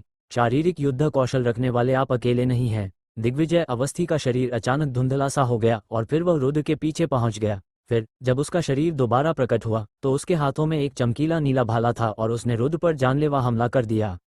अब तो दिलचस्प बात है। रुद्र ने वार नहीं टाला। उसने अपने हाथों में मौजूद दोनों तलवारों की शैली बदल दी। एक तलवार दिग्विजय अवस्थी के भाले को रोकने के लिए ऊपर उठी और दूसरी उसकी कमर की ओर वार करने लगी। हालांकि दिग्विजय अवस्थी कोई साधारण योद्धा नहीं था। गति हो या प्रतिक्रिया, वह रुद्र से किसी भी मामले में कमतर नहीं था। उसने अपना भाला पीछे खींचा और उसे नीचे की ओर झटका दिया। भाला तुरंत एक तेज अजगर में बदल गया और रुद्र की बड़ी तलवार को दूर फेंक दिया। इसके बाद वह अचानक फिर से आगे बढ़ा और नीले रंग के लंबे भाले में बदलकर रुद्र पर भयंकर हमला कर दिया। 2 प्रतिभाशाली योद्धा, एक के हाथ में 2 सुनहरे रंग की तलवारें थीं, दूसरे के हाथ में नीले रंग का भाला। बिजली की गति से उन्होंने 100 रूपांतरणों के धनुष की तकनीकों का प्रयोग करते हुए एक दूसरे पर हमला किया और युद्ध एक तरफा हो गया। शानदार! रुद्र वास्तव में दिग्विजय अवस्थी के बराबर का प्रतिद्वंद्वी है। कई स्कूल प्रमुख तो ऐसी लड़ाई लड़ भी नहीं सकते और कई स्कूल प्रमुख दिग्विजय अवस्थी को इस हालत में लाने के लिए मजबूर भी नहीं कर सकते, लेकिन रुद्र कर सकता है। इस बच्चे के पास तो स्वर्ग को भी चुनौती देने वाली शक्ति है ना? अस्त व्यस्त युद्ध को देखकर सबकी निगाहें कांप उठीं और चेहरे पर सदमा छा गया। यहाँ तक कि यशवंत यादव की भौहें भी तन गईं और उनकी निगाहों में जटिल भाव उमड़ आए। रुद्र की युद्ध शक्ति अत्यंत प्रचंड थी। कम से कम युद्ध शक्ति के मामले में वह दिग्विजय अवस्थी से कहीं आगे निकल चुका था और लियांग विद्यालय और एजियो ड्रैगन के बीच गहरी दुश्मनी की नींव पड़ चुकी थी। यदि ये दुश्मनी दूर नहीं हुई तो रुद्र निश्चित रूप से भविष्य में लियांग विद्यालय का सबसे बड़ा शत्रु होगा। इससे यशवंत यादव को रुद्र के प्रति अपने रवैये पर पुनर्विचार करने के लिए मजबूर होना पड़ा। रुद्र के विकसित होने से पहले ही उसे मार गिराना सबसे अच्छा तरीका था और उस समय रुद्र को मारने का यही सबसे सही समय था। ये सोचते हुए यशवंत यादव की निगाहें घूमी और उनके होंठ हल्के से बंद होने लगे। हालांकि उनके होंठ बंद थे और कोई उन्हें सुन नहीं सकता था, फिर भी दिग्विजय अवस्थी के कान फड़क उठे और उसके बाद उनके चेहरे का भाव काफी बदल गया और उन्होंने ऊंचे मंच पर खड़े यशवंत यादव की ओर सिर हिलाकर अभिवादन किया। ये हवा के माध्यम से भेजा गया एक मानसिक संदेश था। यह एक ऐसी विधि थी जो केवल स्वर्गलोक के विशेषज्ञों के पास होती थी। वे केवल विशिष्ट लोगों से ही अपने मन की बात कह सकते थे। उस व्यक्ति के अलावा अन्य लोग आधी बात भी नहीं सुन सकते थे, और यशवंत यादव ने दिग्विजय अवस्थी से जो कहा वह वास्तव में एक आदेश था। उसने दिग्विजय अवस्थी को रुद्र को मारने की अनुमति दी और इसके परिणाम दिग्विजय अवस्थी को भुगतने होंगे। झट का आदेश मिलते ही दिग्विजय अवस्थी ने जरा भी संकोच नहीं किया। उसने झट से नीले रंग का भाला अपने हाथों से दूर कर दिया। उसका शरीर एक धुंधलेपन में बदल गया और वह अचानक पीछे हट गया। फिर उसी समय उसने अपने दोनों हाथों को एक दूसरे के ऊपर रखकर रुद्र की ओर बढ़ाया और जोर से कहा, अनंत सागर। धमाका। जैसे ही उसने बात खत्म की, दिग्विजय अवस्थी के सामने भयंकर विशाल लहरें उठ खड़ी हुईं। वे सचमुच की विशाल लहरें थीं। चमकीले नीले समुद्र का पानी, भयंकर फुहारें, और हर एक लहर 10 मीटर ऊंची थी, और उसी क्षण वे एक के बाद एक लहरें बहाती हुई रुद्र की ओर बढ़ रही थीं। लहरें काफी विचित्र थीं। वे हर दिशा में बेकाबू होकर नहीं फैल रही थीं, बल्कि दिग्विजय अवस्थी के आदेशों पर उमड़ रही थीं। इस प्रकार जिस समय वे रुद्र की ओर बढ़ रही थीं, उसी समय विशाल क्षेत्र को घेरने वाली लहरें भी चारों ओर चक्कर लगाती और बहती हुई युद्धभूमि को घेर रही थीं। वे लड़ाई के मंच से नीचे नहीं उतरे, बल्कि लगातार उसी पर चक्कर लगाते रहे। अंत में विशाल लड़ाई के मंच पर लहरें उमड़ पड़ीं और वह पूरी तरह से चमकीले नीले रंग के समुद्री जल से ढक गया। रुद्र के पास अब हमला करने का मौका नहीं बचा था। वह केवल अपनी शक्तिशाली शारीरिक मार्शल कला, शाही आकाश तकनीक का सहारा लेकर लहरों पर सवार होकर इधर उधर भटक सकता था। लेकिन उसकी कोशिशें व्यर्थ गईं, क्योंकि लहरें बहुत ही विचित्र थीं। कभी वे तेज धार वाले ब्लेड बन जातीं, तो कभी कुल्हाड़ी बनकर रुद्र की ओर लगातार बढ़ती रहतीं। उस समय रुद्र केवल विशाल लहरों के बीच दिग्विजय अवस्थी से ही नहीं लड़ रहा था, वह तलवारों के पहाड़ और आग के सागर में लड़ रहा था। सचमुच हर तरफ खतरा मंडरा रहा था। अगर रुद्र के पास लहरों में होने वाले बदलावों को महसूस करने की अत्यंत प्रबल आध्यात्मिक शक्ति न होती, तो उसकी अद्भुत शारीरिक युद्ध कला, शाही आकाश तकनीक के बावजूद भी उसके लिए आगे लड़ना मुश्किल होता। कितनी शक्तिशाली मार्शल कला है! क्या ये लियांग विद्यालय की मूलभूत मार्शल कलाओं में से एक है? रैंक 6 की मार्शल कला, अनंत सागर। ऐसा माना जाता है कि यह मार्शल आर्ट कौशल उपयोगकर्ता की शक्ति के अनुसार बदल सकता है। ये तलवारों में बदल सकता है, और यहाँ तक कि आग के सागर में भी बदल सकता है। स्पष्ट है कि दिग्विजय अवस्थी ने इस मार्शल आर्ट कौशल के सबसे गूढ़ अर्थ को समझ लिया है और उसे प्रदर्शित किया है। शानदार! दोनों ही बेहद प्रभावशाली हैं। दिग्विजय अवस्थी जिस मार्शल कौशल का प्रदर्शन कर रहा है, उसमें शक्ति और सामर्थ्य दोनों ही हैं, लेकिन रुद्र की शारीरिक तकनीक और संवेदन क्षमता भी असाधारण है। इस बच्चे की प्रतिभा का सही अंदाजा इसी बात से लगाया जा सकता है कि वह इतने शक्तिशाली मार्शल कौशल के साथ भी इतनी कुशलता से आगे बढ़ पा रहा है। रुद्र और दिग्विजय अवस्थी के बीच का युद्ध सामान्य लोगों की समझ से परे था। न केवल दृष्टिगत रूप से, बल्कि मनोवैज्ञानिक दृष्टि से भी उन पर गहरा आघात पहुंचा था।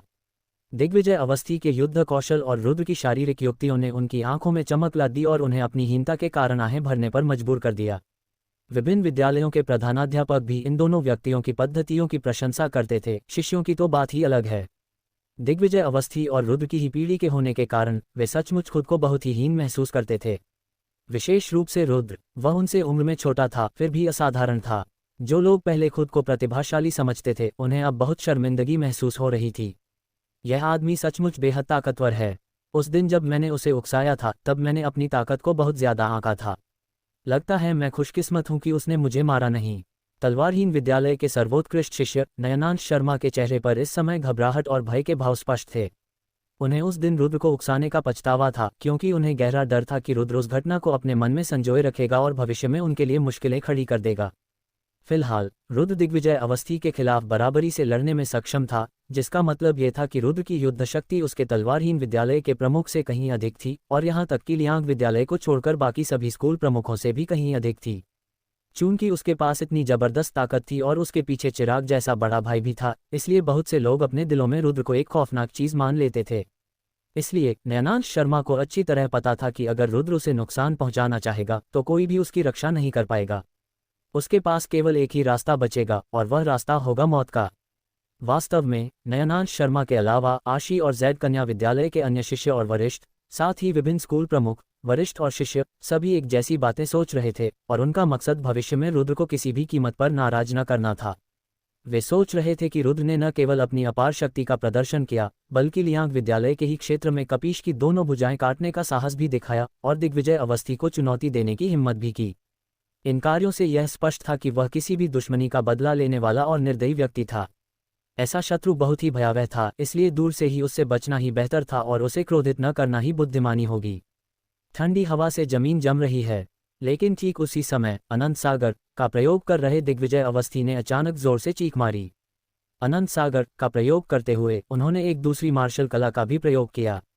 हु। दिग्विजय अवस्थी के शरीर से निकली असीम शक्ति निराकार तूफानों में तब्दील हो गई और समुद्र की लहरों पर बह गई, जिससे आकाश तक उठने वाली विशाल लहरें और भी उग्र रूप से उमड़ने लगीं। लेकिन ये तो बस शुरुआत थी। आकारहीन तूफान अचानक और तेजी से बदल गया और उससे बेहद ठंडी हवा निकलने लगी जो हड्डियों तक जमा देने वाली थी। वह ठंडी हवा बहुत भयानक थी और तेजस राजकुमार के महल की बर्फीली हवा से भी कहीं ज़्यादा ठंडी थी। सबसे महत्वपूर्ण बात यह थी कि जिस समय ठंडी हवा का झोंका आया, उसी समय उसके पैरों के नीचे आकाश तक उठने वाली विशाल लहरें भी बर्फ के टुकड़ों में जमने लगीं और इससे हवा में ठंडक की मात्रा काफ़ी बढ़ गई। तो ये सब एक साजिश निकली।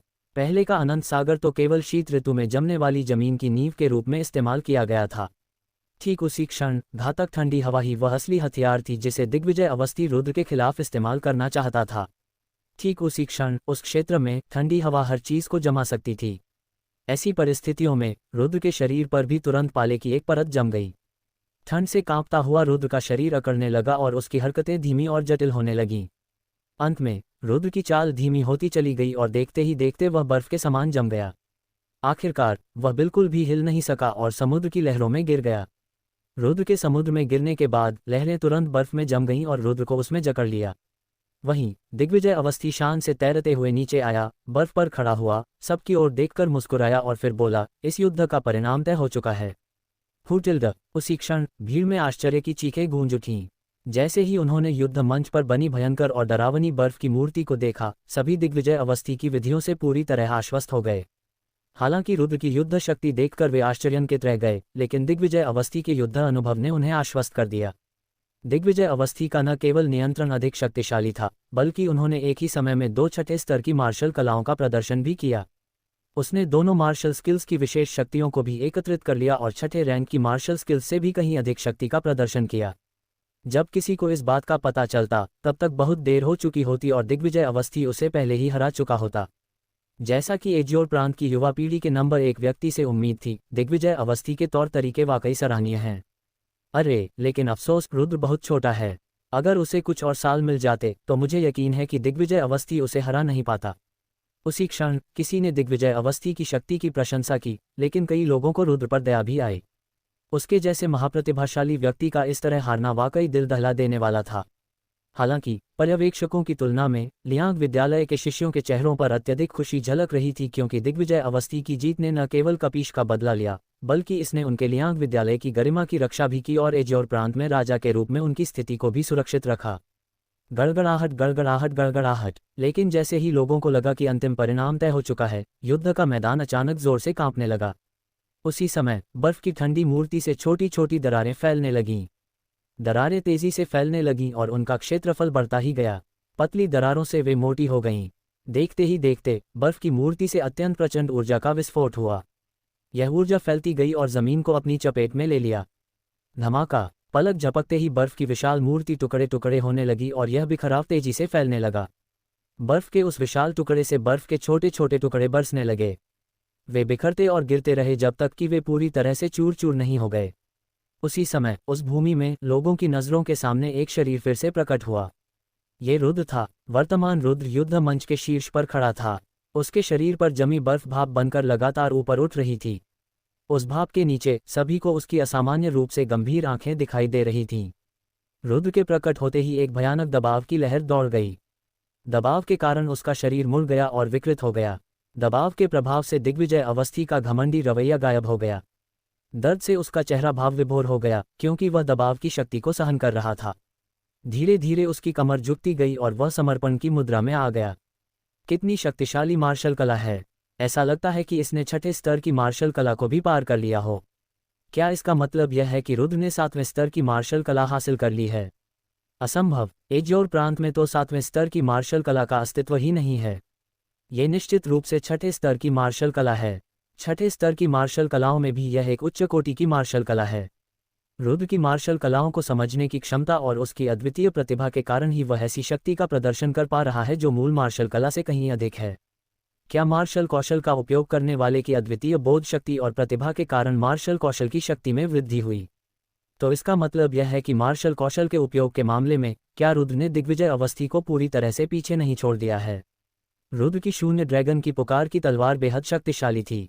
हालांकि ये दिग्विजय अवस्थी की अनंत सागर और शीतल गगन हिमभूमि जितनी खूबसूरत नहीं थी, लेकिन इसकी असीम शक्ति ने सभी को अचंभित कर दिया। दिग्विजय अवस्थी, क्या तुम अपनी साधना को नष्ट करोगे या मैं तुम्हारी मदद करूं?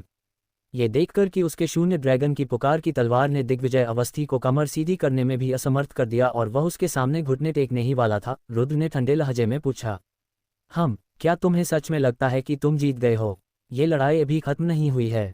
अभी मैं तुम्हें अपने लियांग विद्यालय की सबसे शक्तिशाली मार्शल कला का अनुभव कराऊंगा। दिग्विजय अवस्थी अचानक आकाश की ओर देखकर हंस पड़ा और उसके शरीर से एक अत्यंत विशेष आभा निकली। जो पहले दबाव में था, उसने वास्तव में रुद्र के शून्य ड्रैगन की पुकार की तलवार का प्रतिरोध किया। उसकी आभा भी तेजी से मजबूत हो रही थी। वह परत दर परत भेदता जा रहा था और धीरे धीरे वह और अधिक शक्तिशाली होता जा रहा था। यह एहसास, ये तो जानलेवा साथ चोट पहुंचाने वाले मुंह के हैं।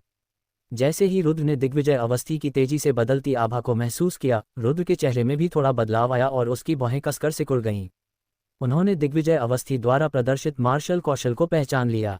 ये लियांग विद्यालय के मूलभूत मार्शल कौशलों में से एक था, जिसे घातक सप्ताघात मुके कहा जाता है। यह मार्शल स्किल शुरू में ही रैंक 5 की थी, इसलिए सामान्य तौर पर इससे डरने की जरूरत नहीं थी। लेकिन यह मार्शल स्किल बहुत ही अनोखी थी। ये निषिद्ध औषधियों के समान थी, क्योंकि इसके द्वारा प्राप्त शक्ति शरीर से कहीं अधिक शक्तिशाली हो जाती थी, लेकिन बदले में शरीर को नुकसान पहुंचता था। शुरुआत में जब रुद्र श्यामकुंड नगर में था, तब उसने लियांग विद्यालय के प्रमुख शिष्य दिनेश चौहान से इसका अनुभव किया था। उस समय दिनेश चौहान अपनी साधना को बहुत बढ़ाने के लिए उस मार्शल कौशल पर निर्भर था, और भले ही दिनेश चौहान ने केवल घातक सप्ताघात मुक्कों का अभ्यास तीसरे स्तर तक ही किया था, फिर भी रुद्र के लिए यह अत्यधिक दबाव महसूस करने के लिए पर्याप्त था। उसकी आंखों के सामने दिग्विजय अवस्थी द्वारा प्रदर्शित घातक सप्ताघात मुके दिनेश चौहान को पूरी तरह से मात दे चुके थे। वर्तमान में वह चौथे स्तर का प्रदर्शन कर रहा था। चौथे स्तर का उपयोग करते हुए दिग्विजय अवस्थी का शरीर रुद्र के शून्य ड्रैगन की पुकार की तलवार के दबाव से किसी भी तरह प्रभावित नहीं हो रहा था। ठीक उसी समय दिग्विजय अवस्थी ने शक्ति की एक और परत को पार कर 5वीं परत में प्रवेश किया।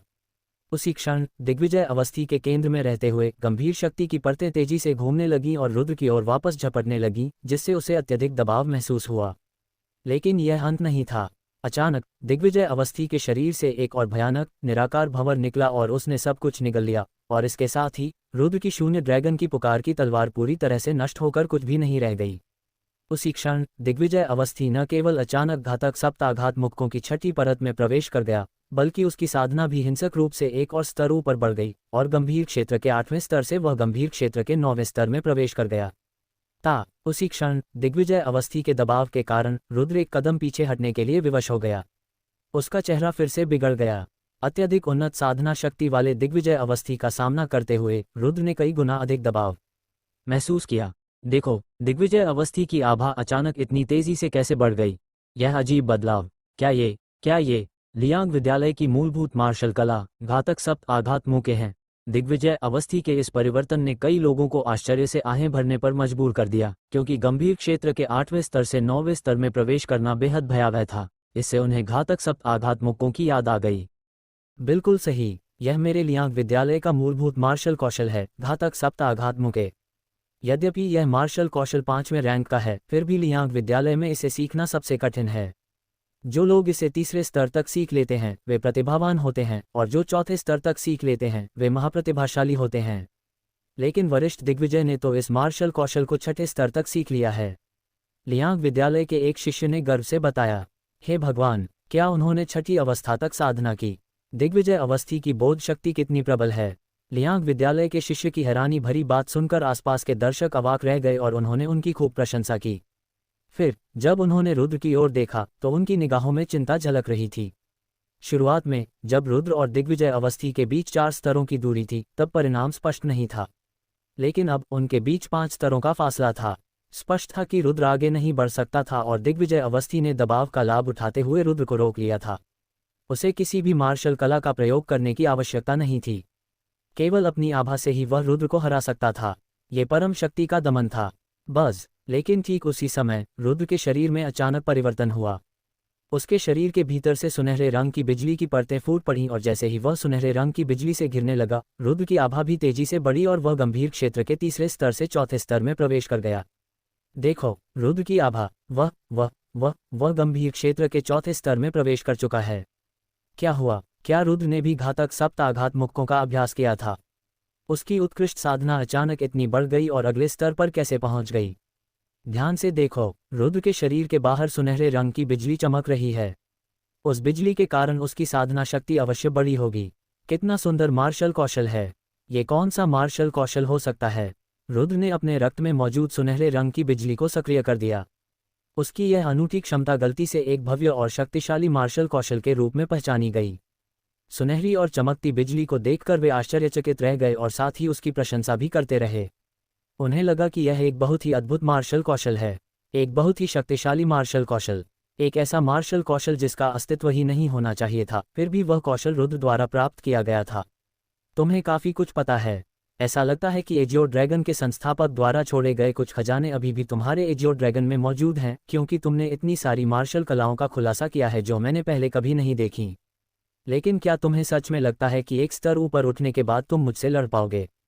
दिग्विजय अवस्थी ने बर्फीली ठंडी निगाहों से रुद्र को घूरा। क्या आपको लगता है कि मैं नहीं कर सकता? रुद्र ने हल्की मुस्कान के साथ असहमति जताते हुए पूछा। बेशक तुम ऐसा नहीं कर सकते। क्या तुम्हें सच में लगता है कि मेरे घातक सप्ताघात मुक्के केवल मेरी साधना को बढ़ाते हैं? अगर आप ऐसा सोचते हैं तो आप इसे बहुत कम आंक रहे हैं।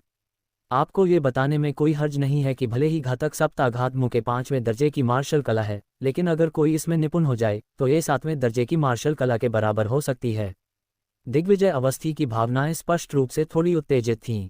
जब वह व्यक्ति, जो गंभीर विद्या के 9वें स्तर पर मौजूद विद्यालय प्रमुख के स्तर के पात्रों को आसानी से हरा सकता था, केवल गंभीर विद्या के तीसरे स्तर पर मौजूद रुद्र के दबाव में इस स्थिति में पहुंच गया, तो उसके चेहरे से शर्मिंदगी के पसीने बहने लगे और वह रुद्र को मारकर यह साबित करने के लिए बेताब हो गया कि एजियोर प्रांत का सबसे प्रतिभाशाली व्यक्ति वही है। जरूर, मुझे तथाकथित 7वें दर्जे की मार्शल कला देखने दीजिए। रुद्र के चेहरे पर कोई भाव नहीं बदला और उसने चुनौती भरे अंदाज में मुस्कुराते हुए कहा, मैं करूंगा। दिग्विजय अवस्थी का गुस्सा भड़क उठा और उसने व्यर्थ के शब्द बोलना बंद कर दिया। पहले वह बड़े बड़े कदमों से आगे बढ़ा और लगातार कई मुक्के बरसाए। असीम शक्ति से भरी मुट्ठियां देखने में बिल्कुल साधारण लग रही थीं और उनमें कुछ भी असामान्य नहीं था, लेकिन वास्तव में उनमें विनाशकारी शक्ति थी। शक्ति इतनी तीव्र थी कि आकाश और धरती भी कांप उठे, जिससे आसपास खड़े लोगों के चेहरे भय से भर गए, क्योंकि वे मुट्ठियों की शक्ति से गहरे सदमे में थे। तो मैं तुम्हें यह भी दिखाऊंगा कि मैं, रुद्र, तुम्हारे रैंक 7 के मार्शल कौशल को कैसे रोकूंगा। रुद्र ने न तो बचाव किया और न ही पलटवार किया, बल्कि एक ही विचार में असीम आत्मिक शक्ति उसके शरीर से निकलकर उसके सामने एक विशाल आत्मिक कवच में तब्दील हो गई। एक किले की तरह इसने रुद्र के सामने आने वाले हमलों को रोक दिया। Boom boom boom. उसी समय दिग्विजय अवस्थी की तीव्र शक्ति से भरे मुक्कों ने भयंकर प्रहार किया और पूरे भूभाग में विनाशकारी लहरें उत्पन्न कर दीं। यहाँ तक कि अत्यंत दृढ़ युद्ध मंच भी इस भयावह शक्ति का सामना करने में असमर्थ रहा। परत दर परत यह नष्ट होता गया और दरारें पड़ती गईं। अंत में ये पूरी तरह से ढह गया। लेकिन ऐसे भयानक हमले रुद्र के सामने ही रुक गए और वे रुद्र के पास नहीं पहुंच सके। रुद्र द्वारा बनाई गई आत्मिक संरचना ने उन सभी को रोक दिया। हे भगवान, सब लोग देखो, रुद्र ने सचमुच दिग्विजय अवस्थी के हमले को रोक दिया है और उसने सचमुच इतने खतरनाक हमले को रोका है।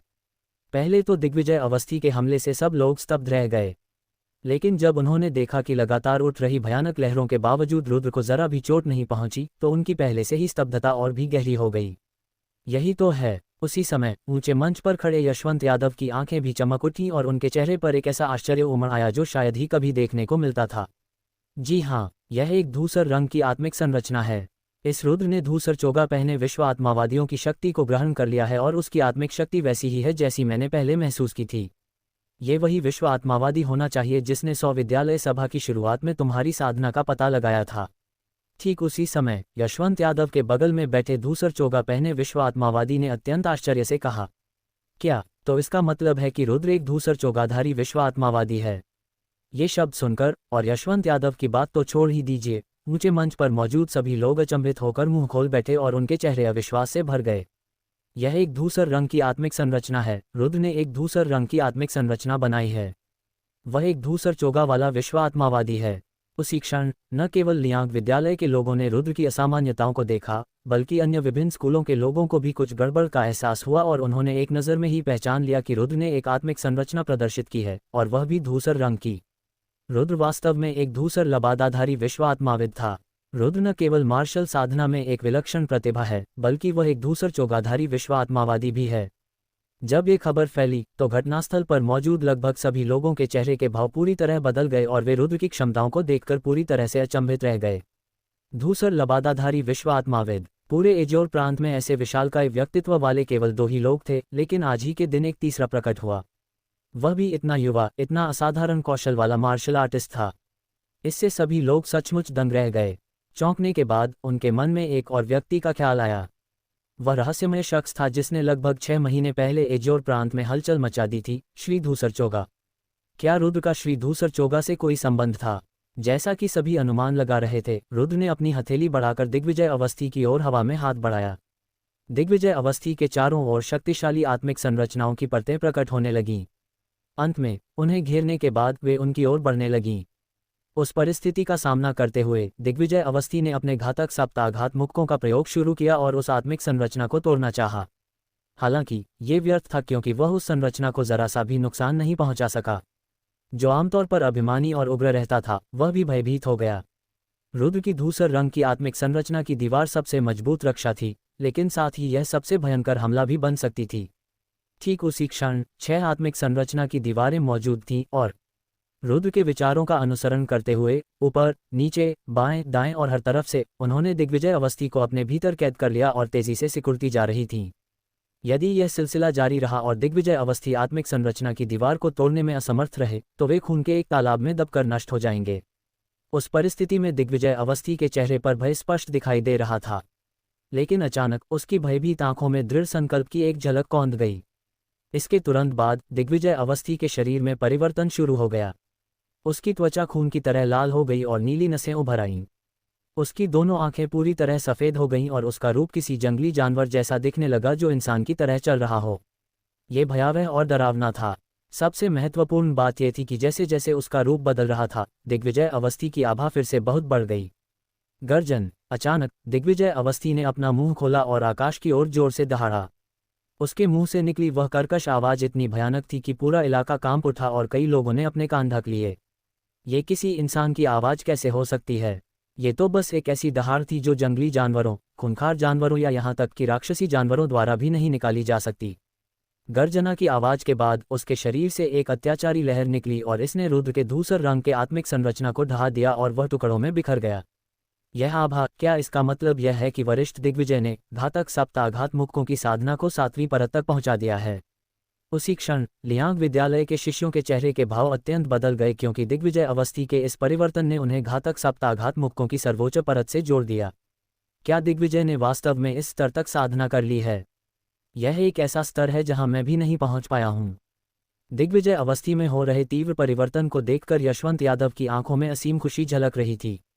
हालांकि घातक सप्ताघात मुक्के केवल 5वें स्तर की मार्शल कला थी, फिर भी इसकी साधना बेहद कठिन थी। यहाँ तक कि उसने भी इसे केवल 6ठे स्तर तक ही विकसित किया था, जबकि दिग्विजय अवस्थी ने इसे 7वें स्तर तक पहुंचा दिया था। इसका मतलब था कि दिग्विजय अवस्थी की प्रतिभा उससे कहीं अधिक थी। जब उसके लियांग विद्यालय को उसके जैसा उत्तराधिकारी मिला तो भला वह कितना प्रसन्न होता। दिग्विजय की प्रतिभा के साथ वह निश्चित रूप से 5 वर्षों के भीतर स्वर्गलोक में प्रवेश कर सकता है। उस समय मेरा लियांग विद्यालय नीले प्रांत तक सीमित नहीं रहेगा और 9 प्रांतों के विशाल मंच पर अपनी पहचान बना सकेगा। प्रधान विद्यालय प्रमुख, घातक सप्ताघात मुक्कों का प्रतिघात अत्यंत भयानक है और चूंकि दिग्विजय इसका उपयोग 7वीं परत तक कर रहा है, मुझे डर है, लेकिन यशवंत यादव के उत्साह की तुलना में लियांग विद्यालय के 12 रक्षक दिग्विजय अवस्थी के शरीर को लेकर अधिक चिंतित थे। चिंता मत करो, मेरे यहाँ होने से मैं गारंटी देता हूँ कि दिग्विजय को कुछ नहीं होगा। अभी सबसे ज़रूरी बात है हारना नहीं। चाहे कितनी भी कीमत चुकानी पड़े, उसे हारना नहीं चाहिए, क्योंकि अगर वह हार गया तो कुछ भी नहीं बचेगा। धूसर लबादा पहने विश्व आत्माविद ने धीमी आवाज में कहा। बिल्कुल सही, ये लड़ाई जीतनी ही होगी।